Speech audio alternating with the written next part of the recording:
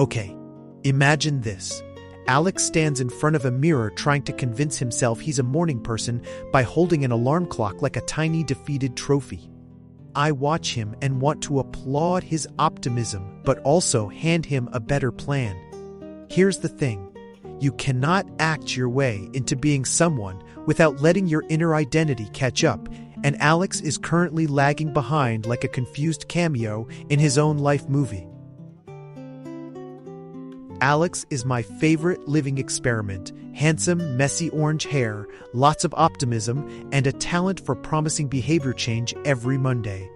I adore him, mostly because he demonstrates exactly how we confuse habits with identity. He's out here doing push-ups once and thinking he's now a fitness guru. Bless his heart and the single drop sweat stain on his shirt.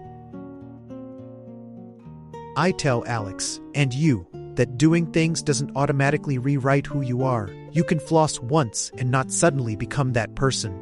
Identity-based habits ask a different question. Who do I wish to be? Instead of, what do I want to do? It's subtle, but it flips the whole script, which is handy when Alex flips his cereal bowl over like a symbolic act of surrender. I tell Alex that identity changes come from tiny wins that stack, not a dramatic montage with a triumphant soundtrack, though I would have loved to see his montage. When he decides, I'm someone who drinks water before coffees and actually does it, that's identity work. It's small, awkward, and strangely noble, like a tiny superhero moment that nobody tweets about.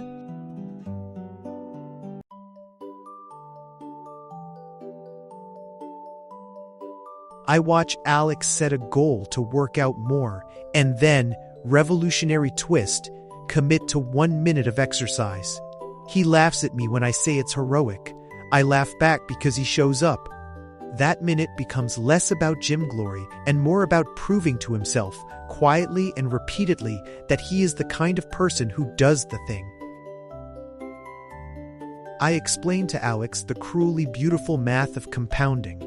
Tiny actions add up like breadcrumbs in a trail you actually follow. He imagines himself as an ancient treasure hunter, which is adorable, but the point stands. Doing the habit repeatedly stacks identity bricks. Each repetition whispers, yes, you belong here, and Alex listens because deep inside he loves being told he's on the right path. I coach Alex to use tiny identity statements like, I'm the kind of person who reads before bed instead of grand vows that fizzle. He practices them out loud like a magician trying new spells. And yes, it looks slightly ridiculous, which is exactly why it works. Saying it rewires his internal script, and eventually, the script stops sounding like a draft and starts sounding like a final copy. We build micro-rituals, like a 2-minute stretch before emails, which Alex initially mocks as pretend productivity. He pretends, but then notices his shoulders stop impersonating question marks. Rituals are identity glue. They let you practice the person you want to be in tiny, repeatable ways. Alex's shoulders thank me later, though he still prefers dramatic stretches for show.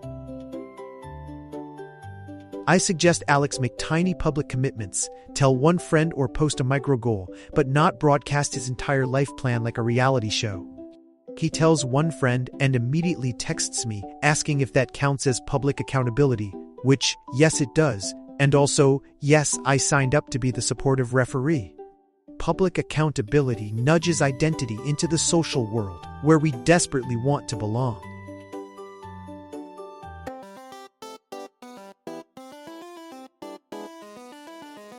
I walk Alex through a simple truth. If the cookie jar is on the counter, your willpower will throw a dramatic tantrum. So we move temptations away and place cues for good habits in prime real estate. He protests theatrically, but then finds his late-night cookie cravings go from opera to background humming, which is progress and frankly a mercy on the rest of us. I tell Alex to make the path to good habits obvious. Place running shoes by the door, water by the bed. He obliges, then triages his entire apartment like a tiny, confused interior designer. It looks a bit like minimalism crashed into a motivational seminar, but it works. And honestly, his shoes look very proud to be on display. We reduce friction, meal prep containers lined up, sacrificial Wi-Fi password changes during work hours. I'm kidding mostly. Alex discovers the thrill of doing the first 10 minutes of something because the rest is easy if the annoying parts are gone. It's like removing a speed bump from a very determined bicycle race. And Alex suddenly speeds up, metaphorical hair flying in the breeze. I remind Alex that environment design is not a shrine to perfection. It's built for nudges and forgiveness. He wants to make everything Instagram perfect, which I gently veto because real life is messy and effective. So we make the environment resilient, triggers that make the habit easy even when Alex is not at his sparkling best, which, let's be honest, is most days. I recruit Alex a habit buddy, someone who will cheer and occasionally roast him, which is all the accountability he really needs. He likes the idea because it adds social stakes and a guaranteed text thread full of memes. The buddy system turns private promises into social habits, and social habits are stubbornly sticky, like gum on a show shoe, but much more useful.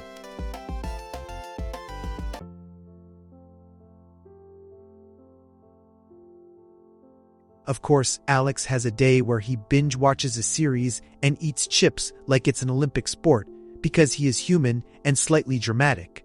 I don't judge, I narrate. Then I remind him we are not defined by a single episode or a single evening, unless it's a really good episode. Then we pause for reflection and resume the identity work tomorrow. I teach Alex a reframe ritual. Notice the slip, label it without melodrama, and decide one small corrective action. He practices saying, "That was a slip, not who I am," which makes him feel like a very calm courtroom lawyer defending his own dignity. The ritual isn't denial. It's a tiny course correction that stops a slip from becoming a full-blown identity detour. I make Alex write a short forgiveness note to himself like it's a postcard from someone who still believes in him. He looks embarrassed, but then surprisingly relieved, and I secretly enjoy the dramatic sigh that follows. Forgiveness is an identity-preserving act. It stops shame from turning into a self-fulfilling prophecy. We create a clear restart rule. If I miss a day, I do a 2-minute habit tomorrow at breakfast. Alex panics less because there is a plan that doesn't involve melodramatic vows or midnight epiphanies. Restart rules reduce the drama and normalize restarting, which is the secret ingredient of consistent identity change. I encourage Alex to celebrate the tiny bounce back.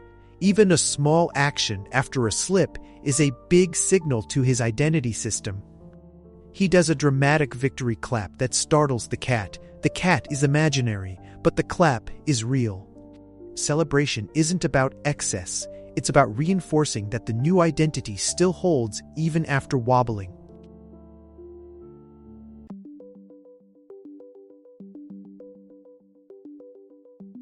I coach Alex to track signals that actually reflect identity, not vanity metrics like hours consumed of educational podcasts, unless they translate into action. We pick small, meaningful measures like days I kept my morning ritual, and I make him promise not to hide from the spreadsheet.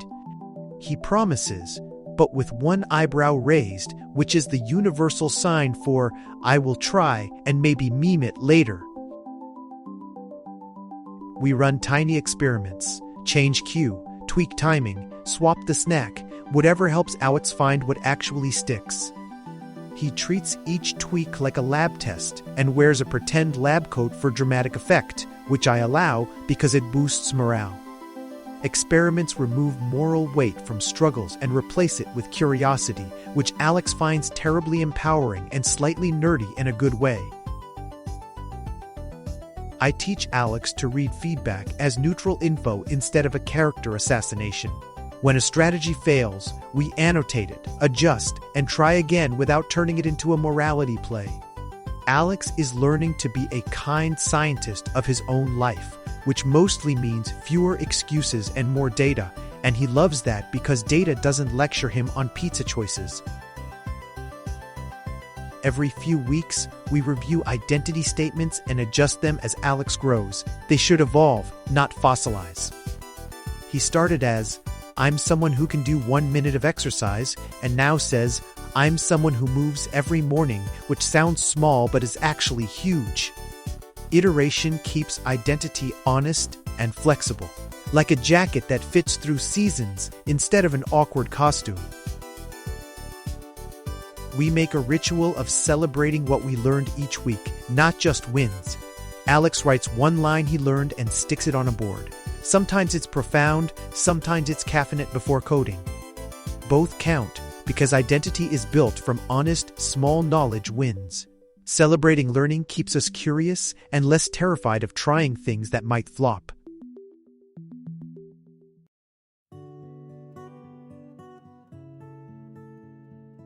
I show Alex how one tiny habit becomes a system when it connects to others. Water before coffee leads to a 10-minute stretch, which leads to a clear-headed email session.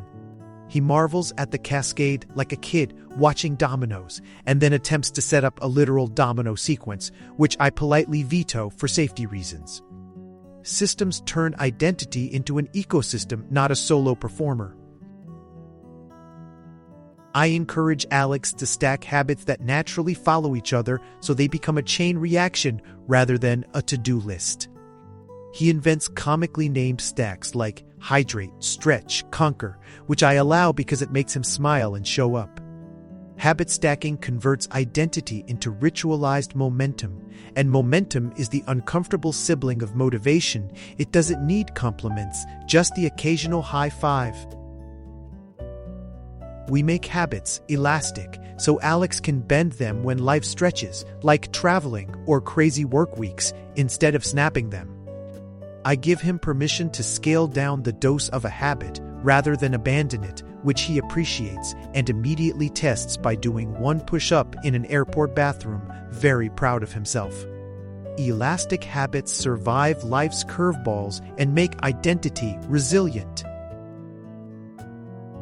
I ask Alex to pick 1 weekly ritual for identity maintenance, a short review, a gratitude note, a quick check-in with his buddy. He picks a Sunday 5-minute what worked note and turns it into a tiny celebratory ceremony involving a mug and a dramatic toast.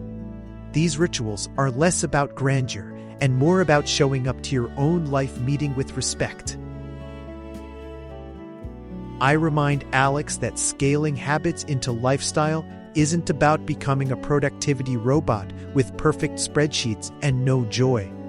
He nods solemnly, then proceeds to treat his favorite hobby like a sacred text, which reassures me that the soul remains intact.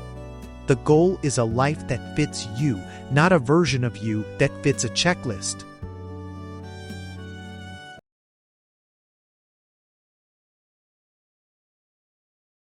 Here's the clean plan I give Alex. Pick 1 identity statement that feels true but slightly challenging, and commit to a tiny behavior that proves it each day. He chooses, with dramatic flair, "I am someone who moves every morning," and then immediately performs a 2-minute stretch like a man claiming a throne. Identity statements are anchors. Choose one that doesn't make you roll your eyes. I tell Alex to design a single obvious cue and a tiny satisfying reward. Shoes by the door as the cue, a small playlist as the reward.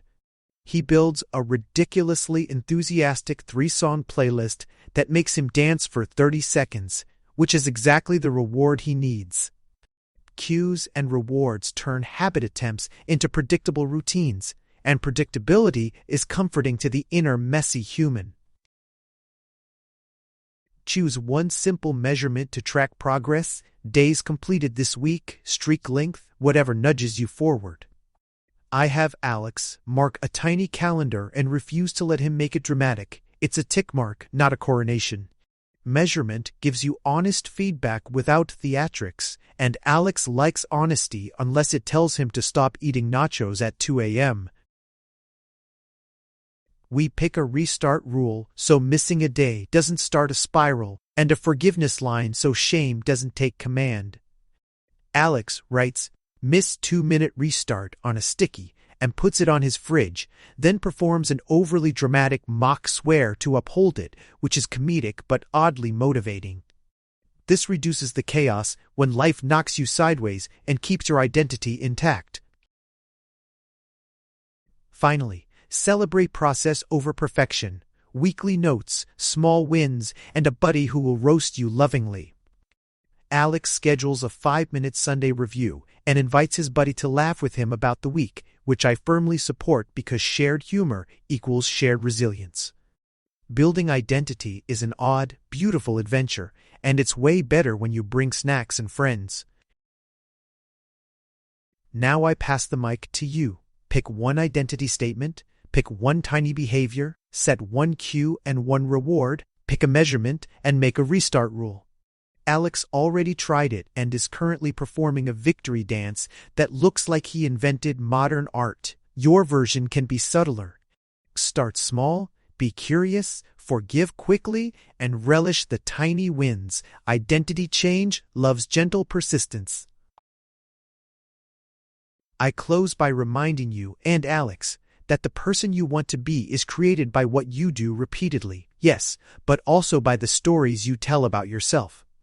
Alex promised me he would stop calling himself so inconsistent as though it were a personality trait. He's trying.